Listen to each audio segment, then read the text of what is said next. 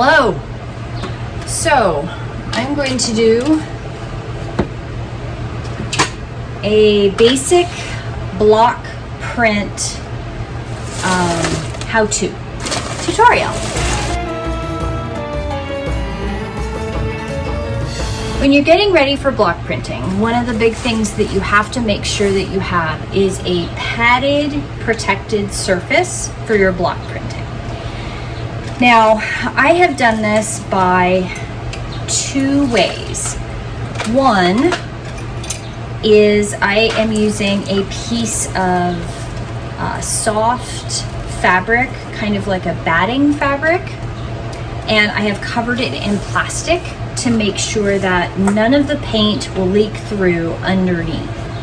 Now you can do this by a variety of methods. I talked to somebody on Instagram and she uses a tablecloth, like a plastic tablecloth with a soft padded underneath. You can do that.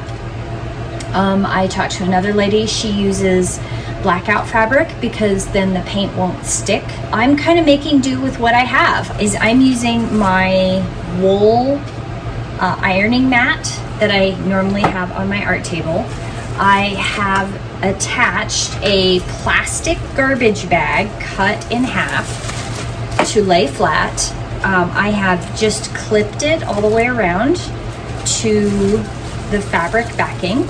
I'm going to block print my fabric and I'm going to push it that way. And there we go. We have a surface to print on.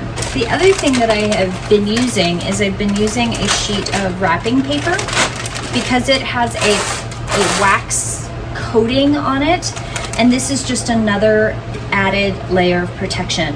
One of the things that you're trying to do when you're using padding specifically, the reason you're doing that is when you stamp something with a block, any block that you have, you are stamping down, and sometimes your blocks are not flush. They're not 100% flush, and fabric also has give. You're pressing into fibers, and your fibers give. They have a little bit of squish. So what you really want to do is make sure that your surface that you're block printing on also has squish to allow the full surface of your stamp to go into the fibers as much as possible. So when you're pressing down and wiggling a little bit and making sure that you have a lot of the surface of the stamp that has had contact with all of the fibers that you're wanting your stamp to go into. The more loose weave the fiber, the more important it is to have good paint coverage, and we're going to go over that here in a minute. But this is the basic setup for the block printing part. Now, the second part of the setup is your paint. I recommend glass or plexiglass, something that's flat. I recommend glass for two reasons. One, it's really easy to clean. Two, you know that it's a flat surface. If you clean it well, you know, it's gonna be a complete flat surface. You can use paint palettes that are made of plastic. This one is paper with cardboard backing. Now, all the paint that I'm going to be using today is water soluble, and I actually highly recommend water soluble paints for block printing, for especially at home block printing, ease of cleaning. Then you're not dealing with turpenoid, which is a oil paint cleaner, or turpentine. When you work with turpenoid and turpentine, you really should wear a mask. I've done a lot of oil painting. The paintings behind me are oil paintings. I do and have done a lot of oil painting. I absolutely love the medium. I also have borrowed blocks, which means I really want to be able to clean them efficiently right away. The other thing that you should also have is a spray bottle of water. Then you can spray your blocks when you're done with them. Put a wet paper towel on them. You can finish working your area, and then you can go clean these, and the paint has not permanently adhered to your block. You can also use a mallet. I do not recommend a hammer. I recommend a mallet. A mallet is not going to damage your wood blocks. I also recommend paper towels to have, and rubber gloves if you don't want to get paint on yourself. You want a good brayer. Now, brayers come in a lot of different kinds. You have fabric, you have squishy brayers, you have firm brayers. I recommend a firm brayer. There are textile brayers that are more like a sponge. I find personally that they don't give enough coverage on my blocks to make it efficient. I also started block printing with paper and oil-based inks. So I have a little bit of a different history and relationship with paint and fabric and block printing. I recommend a firm brayer. You have to find what works for you. They normally come in these 4 or 5 inch brayer sizes. I find this size perfectly fine. I have worked with bigger brayers, but I find that the control of the paint is a little bit more tricky at that point. Again, it's all up to personal preference. I also recommend having a paint mixer. You want to be able to mix your paint on your glass efficiently with the textile medium. This is the other thing about paint and fabric paint. We're gonna do blocks first. So there's a couple different kinds of blocks and mediums that you can use for blocks. There is lino, which is what I have here. This is a pre-glued lino to a block. Okay, so here's the block and here's the lino. And I have cut this using cutting tools. And some of these cutting tools I have had for 20 years. They all have different uses. They all cut a little bit differently. I do recommend whichever direction you want your block to go, make sure you're putting it on reverse so that you don't end up with an image going backwards from what you're looking for. If you are doing block printing on fabric, I do recommend cutting away your background and making it a relief, because you don't really want that square. Well, maybe you do. Maybe you want squares of designs across your fabric. Is entirely up to you. So this is a block that I cut myself. I am working on an Ottoman theme, so this is my device, and I put it inside a crescent moon, which is very Ottoman in design. Now, the other medium you can use is this really squishy lino. It usually comes in, this by this width, and you can cut this down and use it. Now, the only thing with this stuff is, unless you mount it on a block, it can be really tricky to use because you don't want any of these ridges and any of these textures coming up through your design. And when you bray on your ink, you want to make sure you don't get any ink around any of the back end of this, or it will go on your fabric. It's a little bit trickier to manage, but this stuff is really, really soft. Lino is tougher to cut. It's a more dense material. This is an example of the squishy plastic type material that is mounted onto a wooden block. And then you have your laser cut wood blocks. These are amazing. You can get hand cut wood blocks. I think this is also laser cut. You can get hand cut, laser cut. You can also use 3D printed blocks. I am intrigued to try that method. I just used a scrap of material and it works great. So those are different kinds of materials that you can use for your blocks. Now, paint. So I'm using water-based paint, and the water-based paint I'm using is acrylic. I have a couple different kinds here. So I have Craftsman plain old acrylic paint. I have Artist's acrylic paint medium, which is a little thicker. I have some block printing ink from Speedball, and then I also have acrylic screen printing ink. Now, every single one of these used by themselves, I have known people who use just this with no textile medium, and they just heat set it and it does fine. I have not had a lot of success with heat set paint.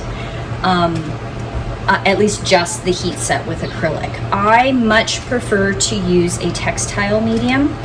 I am also pretty notorious for using pretty much twice the amount of textile medium that it recommends. Recommend, because adding textile medium also makes the paint much more thin, so it is a good idea to use a stickier, more dense paint. So I recommend the tube paint or the screen printing ink, because it's got denser ink. It doesn't flow. If you look at that, it doesn't really flow. It's not really runny. And you want something that's quite a bit more dense that doesn't run, because you're going to add a runny textile medium to your paint. At least I am. The Speedball ink is supposed to not need textile medium, but I have not found that to be the case. I actually did a test sample last week, and it was actually the block printing ink that washed out more even than the other stuff. So I definitely recommend adding a textile medium, and it basically makes the acrylic paint adhere better to the textile that you are printing. It's basically what it does. Okay. Odd thing also you might want is a brush to clean your block prints before you start adding them to the ink. And then I also recommend a pair of tweezers. One pair of tweezers to pick out any fibers that get stuck in your block print as you're working on it, because sometimes the fiber in the material does lift, and you really want to be able to pick out those so that further prints don't have that piece of fiber in your way.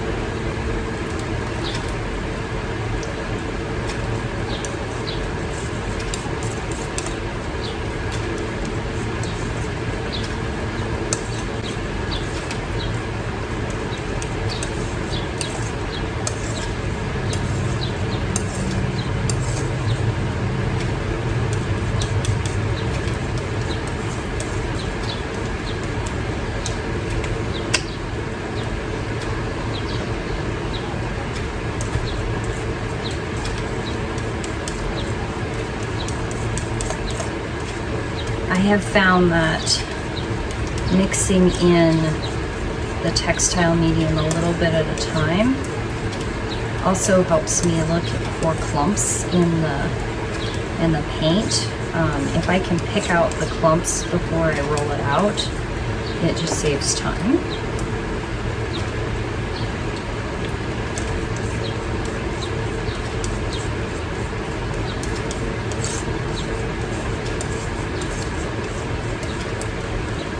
You really want the textile medium really well incorporated in your paint. You really don't want it where you can see it kind of hanging out on the edges of the paint.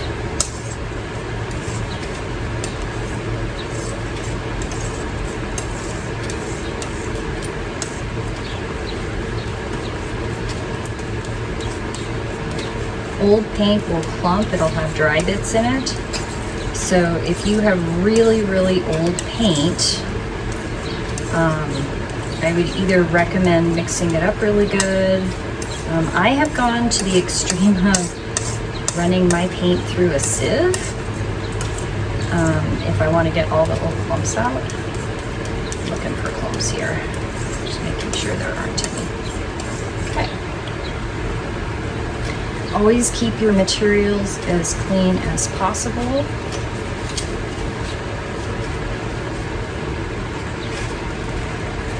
Something that I recommend is making sure you have a spray bottle of water, especially if you don't have a sink like right there with you. And just make sure, because it's all water soluble ink. I have a scrap piece of fabric here. Oh, I was going to show you how to make the well. Okay.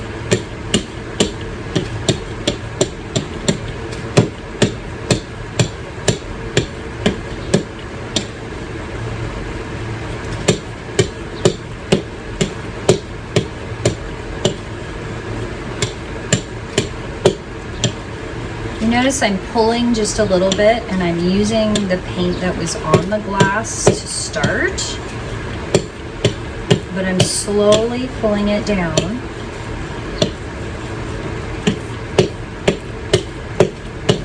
And waiting for that crackle to kick in. Let's see if I can catch the crackle.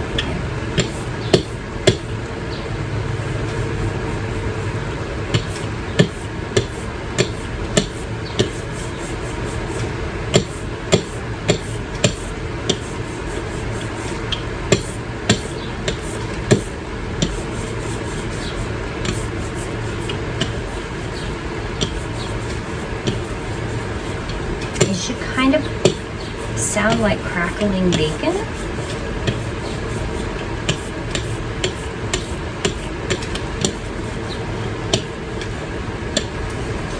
So this fabric I've already started printing. It's actually kind of a tester for a garment. Make sure that there's no scraggly fibers. I'm going to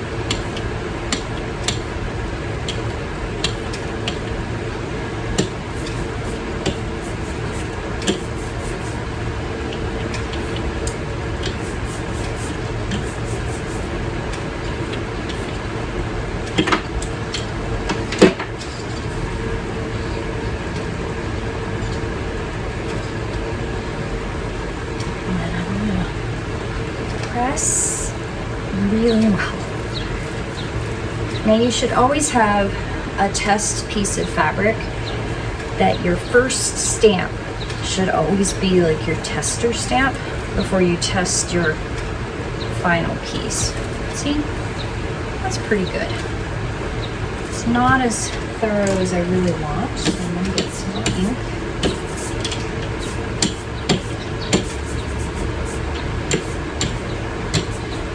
Refill my well.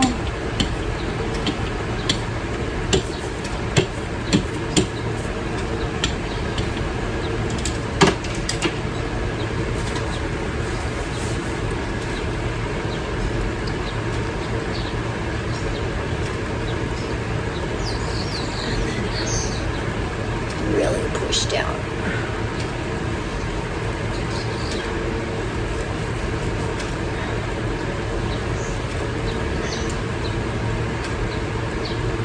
You can see that's even better. You can see the ink is covering better. So that first stamp is really important.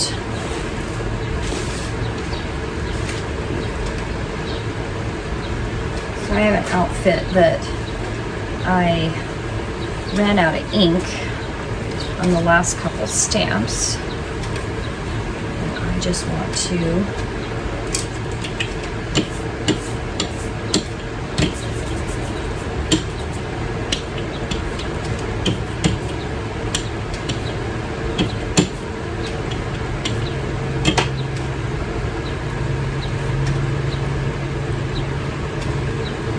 now this is cotton gauze. So I was really afraid when I first did this that the cotton gauze would like really not work, but it works really well.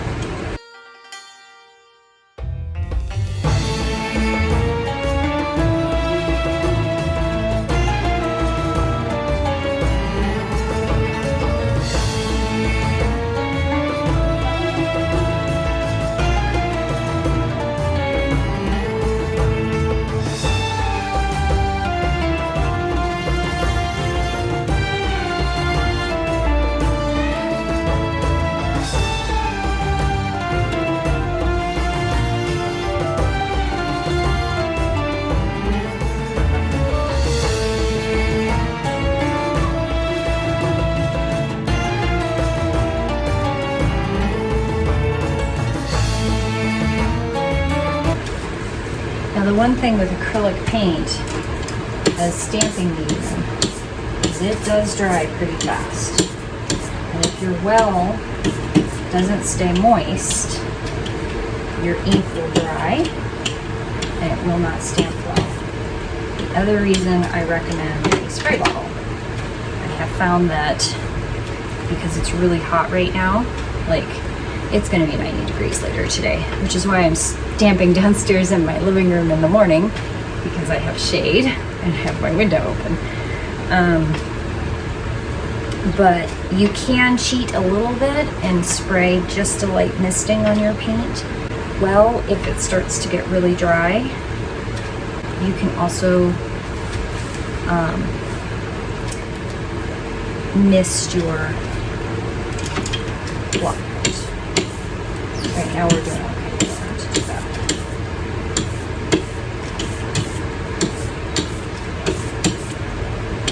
I think I'm gonna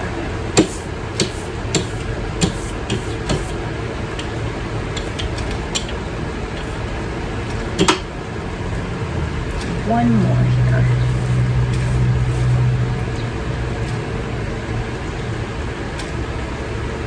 It's not ideal to stamp over another stamp, but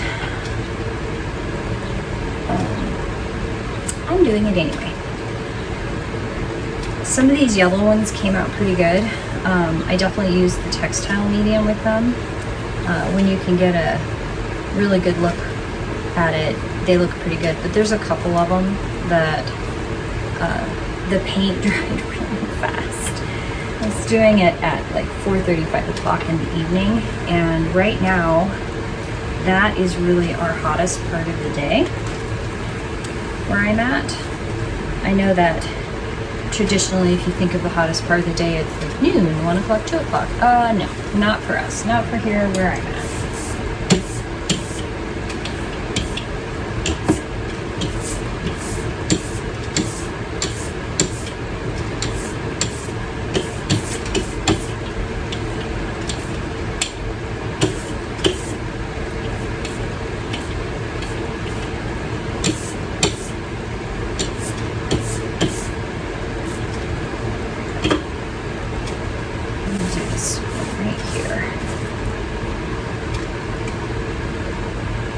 I am lining it up pretty well.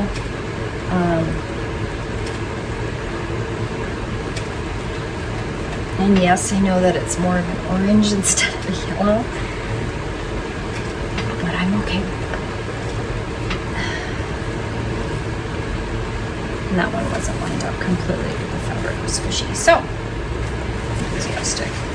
So I have a towel here, and because I'm not going to stop and wash this, I'm going to spray the block. I'm going to put it in the paper towel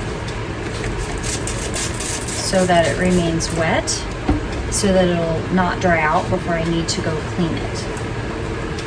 This right here is a sample of green fabric, and this is the same fabric that my new caftan is going to be. And I was testing my new Rue and Moon, and you can see that the paint got so thick and dried that it actually, the dried paint or the semi-dried paint that was attached to the block print came off on the fabric.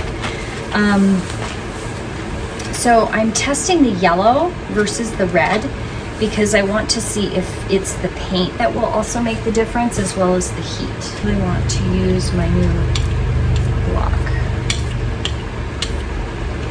that I cut.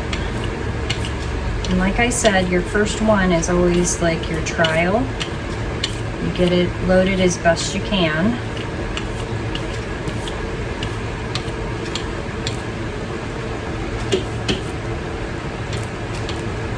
And I always end up kind of making a mess. That's okay.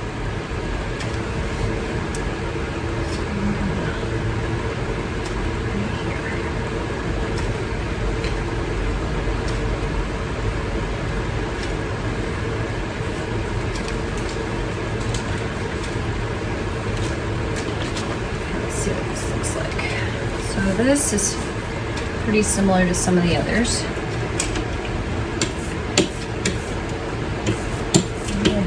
It's not the block itself.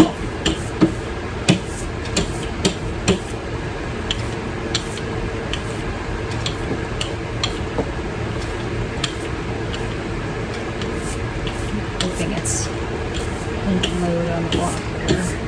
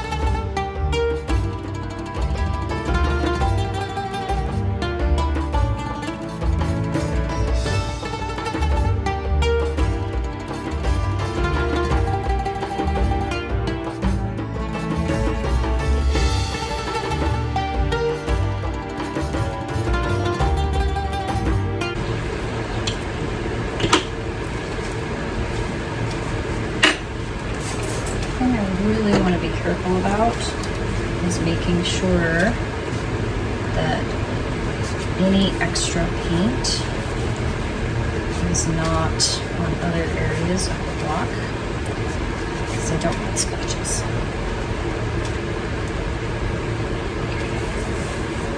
So let's see here.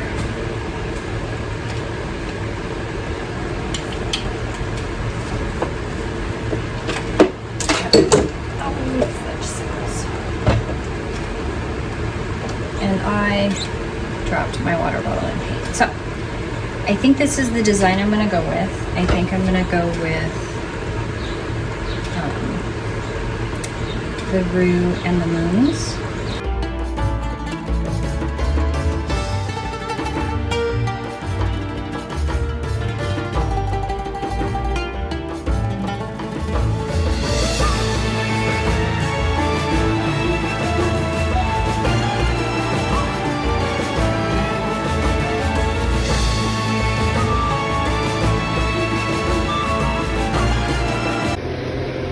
Okay, so this is just the result of some of the block printing.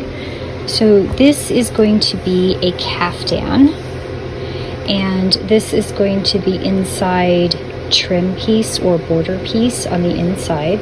This is linen, and I'm not going to completely line the whole thing. I'm just putting this border in.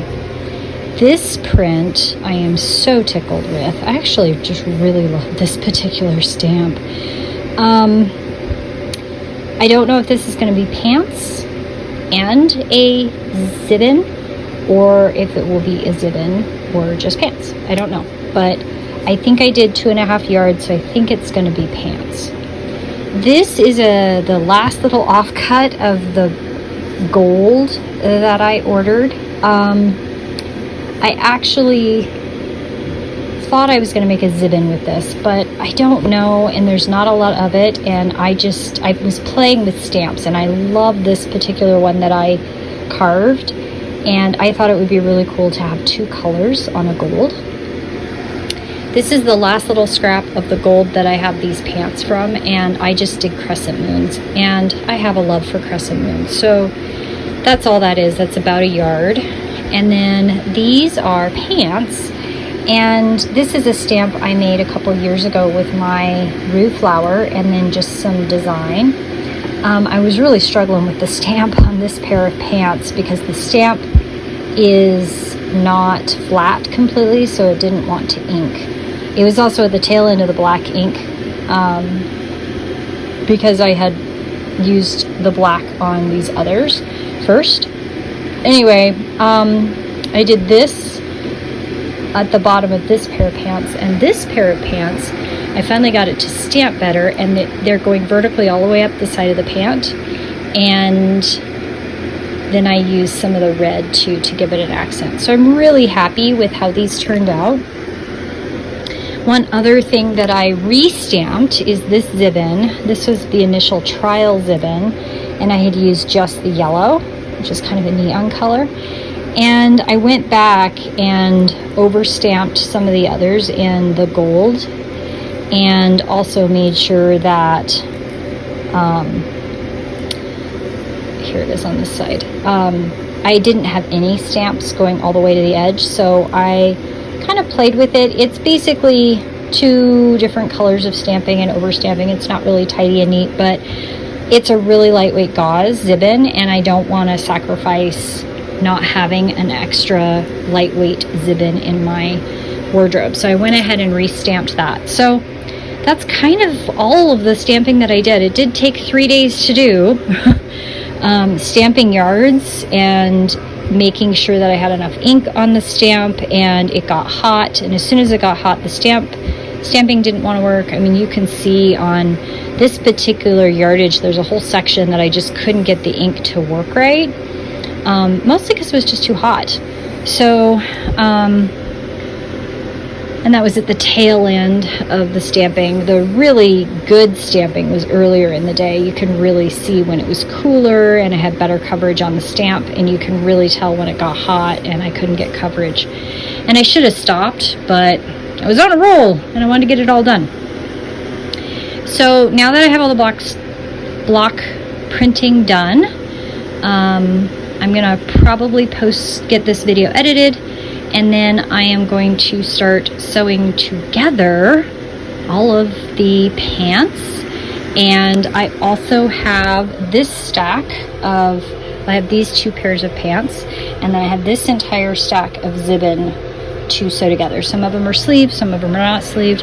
This one's the only one that's completed with buttons and closures and everything. So I've got stuff to do.